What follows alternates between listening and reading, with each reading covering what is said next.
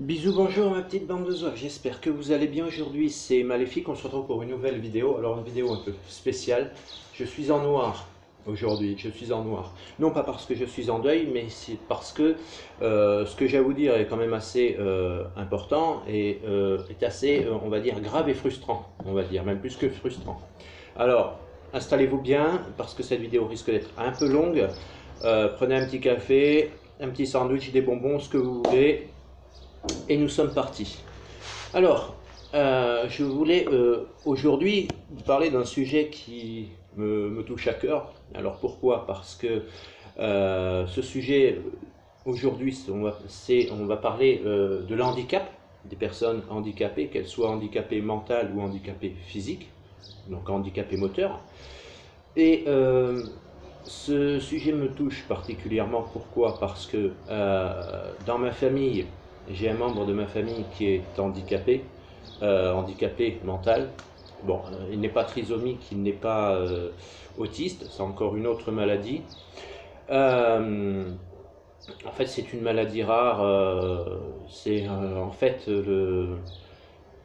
comment expliquer pour faire clair, c'est pas de l'autisme, hein, c'est les mêmes à peu près la base, c'est à peu près les mêmes syndromes, mais c'est pas l'autisme. En fait, il a une maladie génétique qui vient du cerveau, qui se développe, mais qui se développe en retard. C'est-à-dire que, en fait, maintenant il a 15-16 ans et il a une mentalité d'un enfant de 8-9 ans, quoi. Vous voyez? Donc, je ne sais plus le nom de cette maladie, mais bon, bref, ce n'est pas le sujet. Et je connais aussi d'autres personnes qui, elles, sont autistes. Donc, notamment une jeune fille, je ne citerai pas son nom, par rapport à une personne que j'ai connue sur Angoulême, c'est une jeune fille qui est autiste. J'ai connu aussi, lorsque j'ai vécu aux Philippines, un jeune garçon qui maintenant doit avoir 22-23 ans. Excusez-moi, je transpire un peu, hein, c'est pour ça que vous me voyez faire ça. Donc, c'est une personne qui est autiste également. Et j'ai rencontré également une personne qui était handicapée moteur, en fauteuil roulant, donc qui était handicapée physique. Donc j'ai vu et j'étais en contact avec plusieurs personnes qui ont été handicapées mentalement et physiquement. Bref, aujourd'hui je suis relativement outré et très en colère du fait que j'ai appris pas mal de choses, notamment évidemment le pervers narcissique Jerry, chasseur de fantômes, alias Steve Fréjac, chasseur de dons, escroc national, pervers narcissique, qui s'est ouvertement moqué des handicapés dans une de ses vidéos. Donc, si vous souhaitez avoir plus de détails là-dessus, je n'ai pas eu autorisation de JCAC, puisque c'est JCAC, ce youtubeur debunker, qui a parlé de cette affaire. Donc à l'heure actuelle, JCAC ne m'a pas répondu. Je lui ai envoyé une vidéo lui demandant autorisation de pouvoir diffuser éventuellement ou donner des liens de sa chaîne en description. J'attends sa réponse. Mais allez voir sur sa chaîne où il fait donc un debunk sur pervers narcissique machin chasseur de dons qui se moque physiquement, ouvertement et verbalement des handicapés. Moi je trouve ça scandaleux, insultant et voilà, je me mets à la place d'une personne handicapée qui va regarder cette vidéo. Je me mets à la place par exemple du membre de ma famille ou de la jeune fille d'un ami que j'ai connu sur Angoulême. Je me mets aussi à la place de mes deux amis philippins qui vont regarder cette vidéo, qui vont se sentir blessés physiquement et moralement, qui vont se sentir heurtés, qui vont se sentir plus que blessés, ils vont se sentir humiliés, insultés. Pourquoi? Vous verrez plus cette histoire en détail sur la chaîne de JCAC. En fait, ce pervers narcissique de Jerry se met à moitié à poil, donc à moitié dévêtu dans sa vidéo, parce qu'il fait soi-disant une enquête paranormale dans un HP, donc HP, hôpital psychiatrique, entre parenthèses, désaffecté. Et en face cam, il se moque ouvertement des handicapés, c'est-à-dire qu'il a, il a moitié dévêtu, donc torse nu. Il est en caleçon même, je dirais. Il se promène, et puis ouvertement, donc en face cam, excusez-moi parce que j'ai un peu chaud, ouvertement en face cam, il se met à parler. Voilà, carrément. Je ne vous fais pas de. Je ne vous fais pas je ne comment ça s'appelle, je ne vais pas, j'en perds mes mots, vous voyez, tellement que ça me, je n'ai pas oh, enfin bon, voilà, bordel, c'est totalement outrageant et c'est insultant pour ces personnes, et sur le plan physique d'abord, mais surtout sur le plan moral, et surtout également à l'entourage de ces personnes qui sont en difficulté. Donc, ce que moi je demande, c'est tout simplement, rien que pour cela, parce que je trouve ça scandaleux, qu'il se produise comme il a fait en face cam, en postant une vidéo sur YouTube devant des millions de personnes, où il se moque ouvertement des handicapés.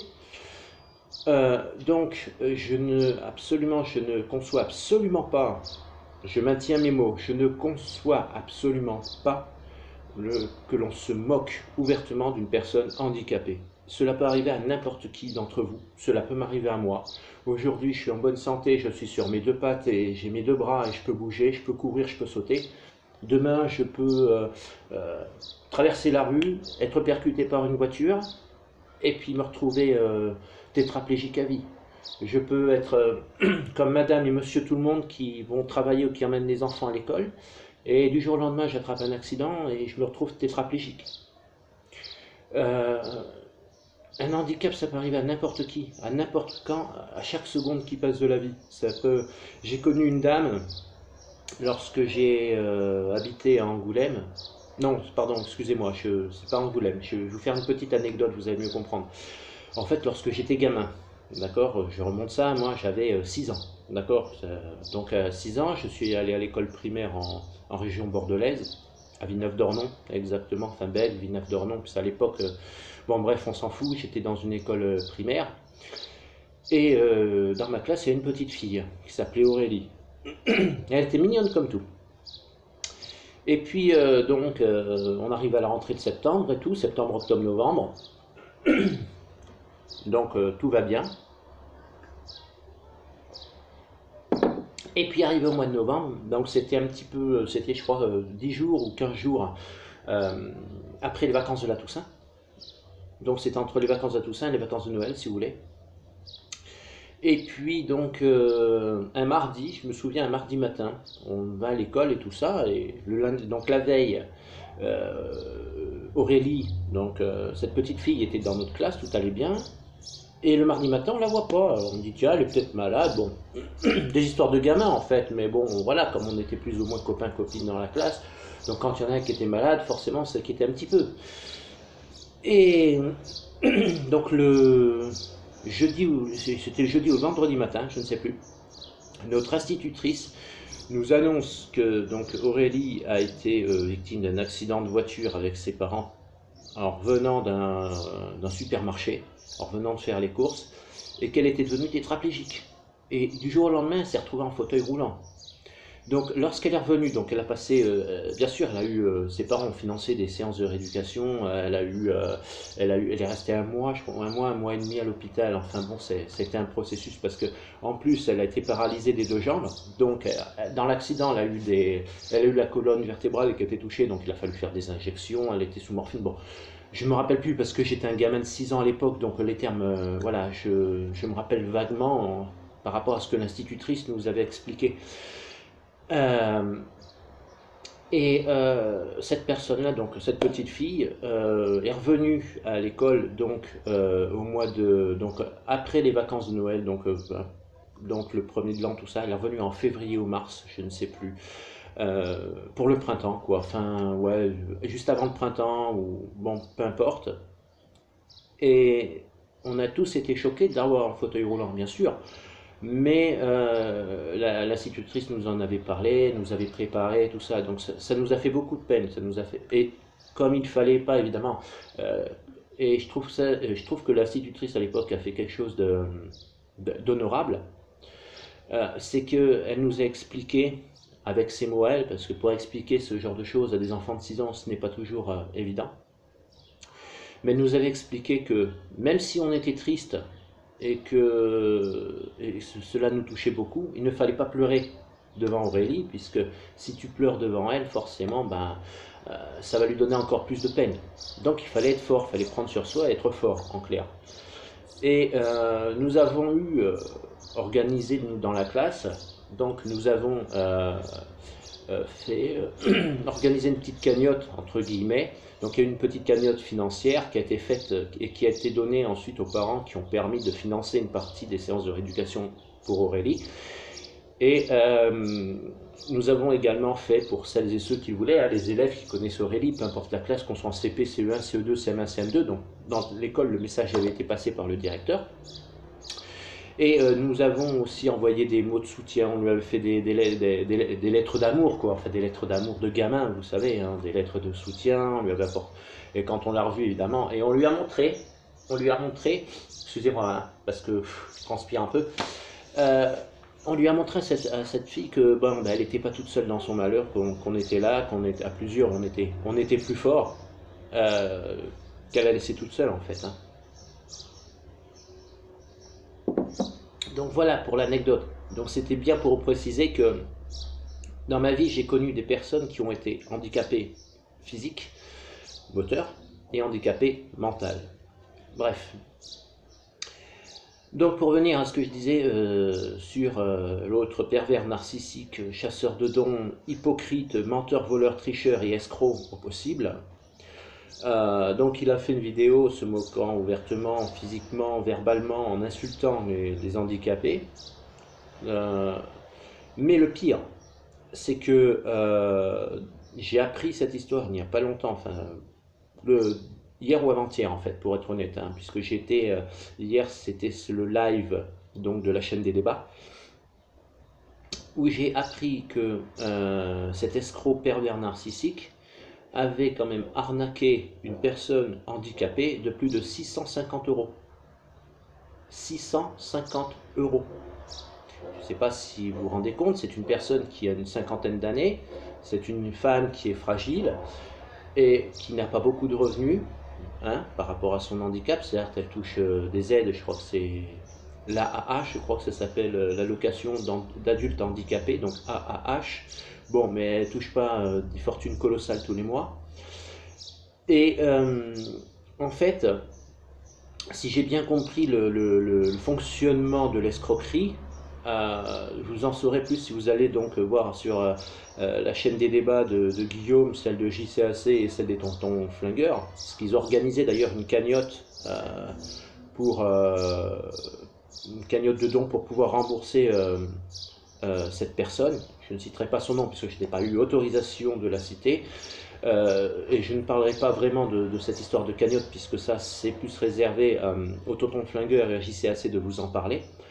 Et je n'ai pas eu autorisation non plus de rentrer dans les détails. Donc allez voir sur leur chaîne, vous en saurez plus. Donc je vais revenir à comment s'est passé l'escroquerie par rapport à ce que moi j'ai compris. Évidemment si j'ai fait erreur, bon je dirais je suis désolé et je vous prie de m'excuser pour les erreurs éventuelles que j'aurais pu dire. Mais par rapport à ce que moi j'ai compris de cette histoire, c'est que en fait, cette personne qui est handicapée, donc cette dame qui a, je crois, une cinquantaine d'années, 40 ou une cinquantaine d'années, je ne sais plus, elle allait, puisque bon, maintenant, évidemment, elle a compris l'escroquerie, elle est partie. Elle était abonnée, donc, chez ce pervers narcissique de Steve Fréjac, escroc narcissique et pervers, bref. Donc elle est abonnée chez lui. Et comme c'est une personne qui est passionnée d'histoires un peu paranormales et tout ça, chacun a ses passions. Il y en a, moi, par exemple, moi je suis passionné par l'astronomie. Bon, je suis pas trop paranormal, mais je suis plus astronomie. J'aime bien aussi regarder bon, bah, de temps en temps les jeux vidéo, les mangas. Je m'intéresse à l'actualité, je m'intéresse à tout et à rien en fait. Mais cette histoire-là, ça m'a touché, donc c'est pour ça que je m'en suis, on va dire, mêlé entre guillemets, d'un point de vue solidaire, surtout à cette personne. Et c'est pour ça que je vous en parle aujourd'hui. Donc, je vais vous expliquer grossièrement, enfin même pas grossièrement, par rapport assez clairement, ce que moi j'en ai compris. Cette personne va sur le chat du pervers narcissique et fait des dons régulièrement à chacun de ses lives. Pourquoi? Parce que monsieur maintenant se permet de dire « Je ne réponds aux commentaires uniquement, pardon, je réponds uniquement aux commentaires des gens qui me font des dons. » Donc, comme cette personne était passionnée par le paranormal et qu'elle voulait absolument que son idole, on va dire à l'époque, voie ses messages sur le chat, elle a fait des dons. Donc elle a fait des dons de 1, 2, 5, 10 pourris à chaque live. Donc même si c'est un ou deux pourris à chaque live, lorsque vous cumulez, surtout qu'en ce moment il fait de plus en plus de lives, il fait 2, voire 3, voire même jusqu'à 4 lives par jour pour essayer de gagner de nouvelles personnes, de nouveaux abonnés, puisque il y a de plus en plus de youtubeurs en fait, qui s'associent pour le détraquer, comme il s'est rendu compte de la situation. Bah, il essaie de raconter, de faire plusieurs lives en essayant de démentir ce qu'on dit, racontant des mensonges qui font 50 fois sa taille. Bref, je vous en passe les vertes et les pas mûres. Donc cette personne a fait des dons régulièrement, donc sur chaque live, uniquement pour avoir dans son esprit, parce qu'à l'époque pour cette personne, donc le pervers narcissique était son idole, c'était son évangile, et comme elle voulait absolument qu'elle voie son message et qu'elle lui réponde, donc elle donnait des dons, 1 pourri, 2 pourris, 5 pourris, 10 pourris, juste pour avoir le plaisir que son idole voie son message et lui réponde. Donc voilà. Après vous pouvez me dire, elle n'était pas obligée de le faire, il fallait qu'elle ouvre les yeux avant, etc. Oui, mais bon, c'est un petit peu comme un proverbe qui dit l'amour rend aveugle. Vous voyez ce que je veux dire? C'est que quand tu es passionné par quelque chose, que tu as fond dedans, c'est ta passion, que tu aimes, et que tu vois quelqu'un en face de toi qui est là en train de te raconter tous les versets de la Bible en long, en large, en travers, donc tu le prends comme un évangile. Voilà, tu te prends comme un ange, c'est ton évangile, c'est ton grand Manitou, c'est tout ce que tu veux. Donc, à partir de là, cette personne a donné des dons sur les lives. Et en tout, donc, elle s'est faite arnaquer de plus de 650 €, je crois. Bon, la somme exacte est sur la chaîne de JCAC, de la chaîne des débats et des tontons flingueurs. Déjà, ils sont 3 youtubeurs à s'être associés, enfin 3 youtubeurs officiels qui parlent de cette affaire. Mais après, il y a tous les autres. Il y a Gus DX, il y a Cliclo le clown, il y a, je crois que c'est Enquête paranormale en Alsace.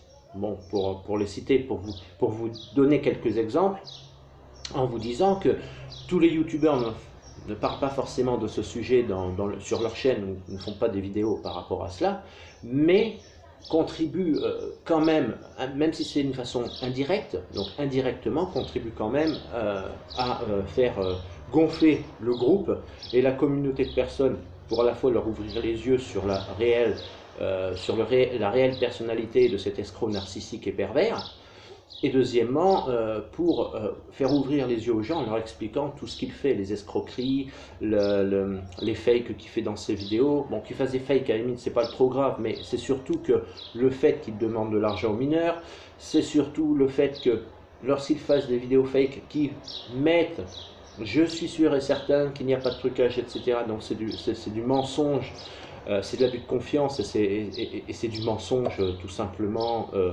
à vie d'autrui.